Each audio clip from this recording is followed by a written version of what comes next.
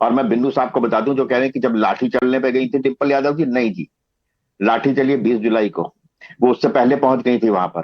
पहली बात तो ये समझ लीजिए। लेकिन मैं इस राजनीति के चक्र में पड़ना नहीं चाहता। पुलकित जी, मैं देखिए, मैं किसी के बीच में नहीं बोला था। अवस्थी जी, उनकी वो भी तस्वीर आई थी जिसमें एक छात्र हाँप रहा था और डिम्पल उसको मदद कर रही थी, वो वहां से दौड़ भाग की वाली तस्वीर थी। पुलकित जी सुन लीजिए। पुलकित जी, वास्तव में जो ये नैरेटिव बनाया गया ना शांतिपूर्ण आंदोलन का, उस शांतिपूर्ण आंदोलन की जो जंतर मंतर में जिसको कह रहे हैं शांतिपूर्ण, देश के युवा थे, युवा है और छात्र हैं, वो क्या कह रहे हैं, केंद्र सरकार ने क्या किया, नीट की एग्जाम की लीक का खबर आई, 1 महीने के अंदर, 1.25 महीने के अंदर दोबारा पेपर होकर के रिजल्ट निकल आया। ये सारा जंतर मंतर का आंदोलन उसके बाद हुआ है।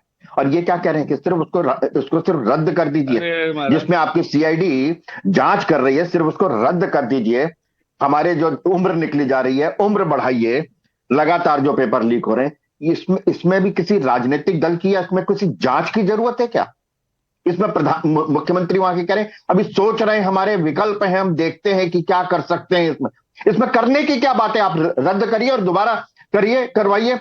बात ये, सबसे बड़ी बात ये है कि जो ये कहते हैं ना, मैं पुलकित जी, मैं सबसे लास्ट में आया इसलिए मुझे जवाब देना जरूरी है। मैं सुन रहा हूं आपका। बात बड़ी सिर्फ एक है कि रांची में बैठे हुए छात्र, उनके पीछे अच्छा ही है कि कोई राजनीतिक दल नहीं है। आप जो कह रहे हो ना कि उनको जाना चाहिए, उनको जाना चाहिए, जो जाएंगे वो आंदोलन का सिर्फ अपने आप के अपने पक्ष में उसका यूज करने के लिए काम करेंगे। और बिन्नू साहब ने तो कह दिया कि हम तो 2027 की तैयारी कर रहे हैं, हमें रांची के छात्रों से क्या लेना देना, हमें तो उत्तर प्रदेश में इलेक्शन लड़ना है। चलिए बिन्नू जी जवाब दे दीजिए। अवस्थी जी अब जवाब ले लेते हैं, बिन्नू जी बताइए। बिल्कुल, अवस्थी जी राजनीतिक विश्लेषक नहीं जवाब दे रहे हैं प्रवक्ताओं का, ये उस विश्लेषण नहीं कर रहे, मैं मुझे नहीं पता था, हम समझे विश्लेषण करने बैठे हैं। वो विश्लेषण ही है, आप मानिए भाई, उनकी जो बात उन्हें लगती है वो तो रखेंगे ना। आप अपनी बात बताइए। मैं समझ रहा हूँ। मैंने ये नहीं कहा अजनीश जी, मैंने ये कहा कि वह आंदोलन जो रांची में चल रहा है वो रांची के छात्रों का अपना आंदोलन है, वहां पर हमारा अभी कोई आवश्यकता नहीं है, हमें नहीं जाना है। हम क्यों जाए? हम तो उत्तर प्रदेश में जो है भारतीय जनता पार्टी के विदाई का समारोह मनाने की तैयारी कर रहे हैं, हमने तो ये कहा। और ये शर्म नहीं आती? अच्छा, आपने समारोह मनाने की तैयारी शुरू कर दी है? 20 दिन तक बच्चे, बिल्कुल 20 दिन तक बच्चे जंतर मंतर पर बैठे से कर रहे हैं अरे 2017 से नहीं कर रहे, अभी 2017 से कर रहे हैं लगातार। ये 2017 से लगातार कर रहे हैं। 2024 में विदाई की है, 2024 में विदाई की है। नकल विरोधी कानून, बैसाखी पे आ गई है। नकल विरोधी कानून किसने रद्द किया था? उत्तर प्रदेश में नकल विरोधी कानून किसने रद्द किया था? किसने बनाया था और किसने रद्द किया? देखिए, बता दो आप। मैंने कहा ना, मुझे नकल की खुली। अच्छा बिन्नू जी, और लीक पेपर लीक क्या होता है? बिन्नू जी, जब संसद के अंदर इसी कानून को लेके आया जा रहा था तब कांग्रेस और तमाम विपक्ष के दल हंगामा भी कर रहे थे, वो इस्तीफा मांगने का हंगामा कर रहे थे, लेकिन उस समय तो छात्रों की मांग को प्राथमिकता देनी चाहिए थी ना, हंगामे की तुरंत जरूरत क्यों आन पड़ी थी? उस समय 40 करोड़ लोग ध्यान नहीं आए। पुलकित जी, कानून बहुत कड़े कड़े बने हैं और हत्या का भी कानून है कि फांसी और मृत्यु दंड है, तो क्या हत्याएं होती नहीं है? केवल कानून बनाने से नहीं होगा। आप तो कानून नहीं बनाएंगे क्या संसद के अंदर? बिन्नू जी, तो कानून ही नहीं बनाएंगे क्या संसद के अंदर? आप सपोर्ट नहीं करेंगे? नहीं, बिल्कुल बनाएं। मतलब आप कैसी बात कह रहे हैं? कड़ाई से पालन। आज सीबीआई के अंदर जो है, इससे पहले का कौन मुखिया है? संजय मुखिया कौन सा है जो इसी पेपर लीक के मामले में गिरफ्तार हुआ था? उसको भारतीय जनता पार्टी के सहयोग से उसको बाइज्जतबरी कर दिया गया। ये कानून की चीज। राकेश त्रिपाठी जी जवाब दीजिए। ये तो फिर ऐसा हो जाएगा कि संसद पे ही आपका भरोसा खत्म हो जाएगा अगर आप संसद में बने हुए कानून पे भी इस तरीके से कहेंगे। नहीं, मुझे तो बड़े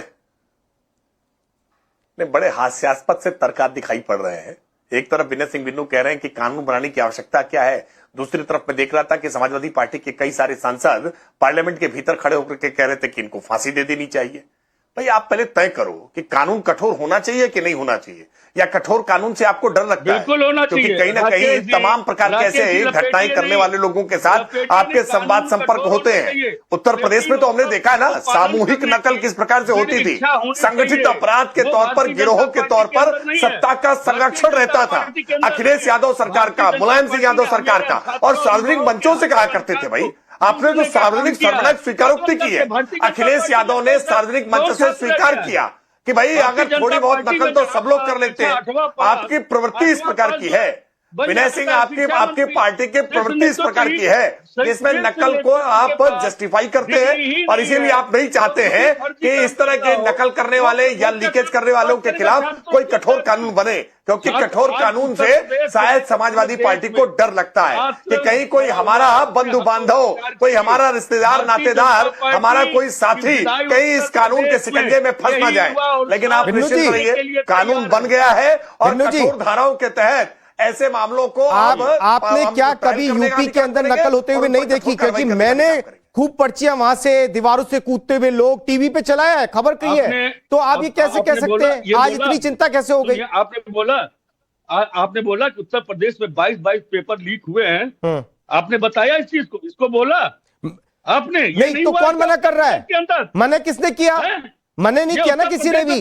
लेकिन आप ये कहोगे कि समाजवादी पार्टी के टाइम पे नहीं होता, तो ये भी नहीं होगा भाई। आप अपनी भी बात स्वीकार करो ना भाई। आपने कहा 22 पेपर लीक हुए, किसी ने मना किया? पेपर लीक हुआ तो हमने स्वीकार करके परिष्कार किया, दोबारा फिर से परीक्षा कराई, हमने मेधा को प्रतिभा। बिन्नू जी, छात्रों की चिंता सबको है, लेकिन छात्रों की आड़ में राजनीति ना हो, ये भी चिंता सबको है। शासनकाल में कितने पेपर के लीकेज के बाद आपने परीक्षा को रद्द किया? पार्टी को कतई चिंता नहीं है, भारतीय जनता पार्टी को कतई चिंता नहीं है। इन्होंने कभी छात्रों और युवाओं के हक के लिए कभी भी कोई काम नहीं किया, इन्होंने झूठ बोला है केवल। इनके चलिए ठीक है, जीत कुमार हमारे साथ में है। जीत कुमार, आप बताइए, हम लोग तमाम देख रहे हैं, हर राज्य को देख रहे हैं, सब जगह देख रहे हैं पेपर लीक कैसे होता है। अब आपने तमाम लोगों को सुना, जीत क्या रिएक्शन आपका?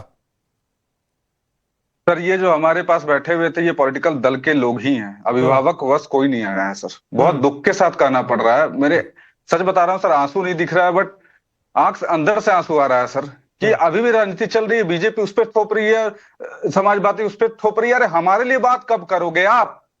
अभिभावक के तौर पे हमने किसी को मना नहीं किया आने से। अब मेरा सवाल आपसे ऐसा है ना, चूंकि अभी जेएमएम रूलिंग पार्टी है, मेरा सवाल सीधा है, सुन लीजिए आप। जवाब दे सकते हैं तो दीजिए, नहीं दे पाएंगे मैं गारंटी के साथ कहता हूं। पहला सवाल, जेएसएससी सीजीएल पे ये नहीं बोलेंगे, ठीक है। दूसरा सवाल, जेएसएससी सीजीएल पे जब रिपोर्ट एसआईटी टीम बनाई गई तो संध्या रानी मेहता का रिपोर्ट क्यों दबा करके कोर्ट में फ्यू आंसर्स पे आपने कोर्ट को बरगला करके आपने कंडीशनल ज्वाइनिंग दिया? तीसरा सवाल, जब हमने डॉक्यूमेंट आपके सामने किए, आप क्यों नहीं, आप उस पर क्यों नहीं एक्शन ले रहे? आप सुनने को तैयार नहीं है सर उस पर। और एफआरओ का पेपर अब बाहर रटाया गया। और एक महत्वपूर्ण सवाल, अगर आप पाक साफ जांच कर रहे हैं ना सर, तो अभी तक 6 महीने हो गए, 6 नहीं 8 महीने हो गए, क्लोजर रिपोर्ट आपने शामिल नहीं किया। जेएसएससी के दफ्तर पे क्या सीआईडी की कोई टीम पहुंची जांच के लिए? नहीं पहुंची sir. Nikul Patel sir please जवाब दीजिए, छात्रों का सीधा सवाल है, आप सड़कों पर निकुल पटेल जी छात्रों के लिए आइए सर।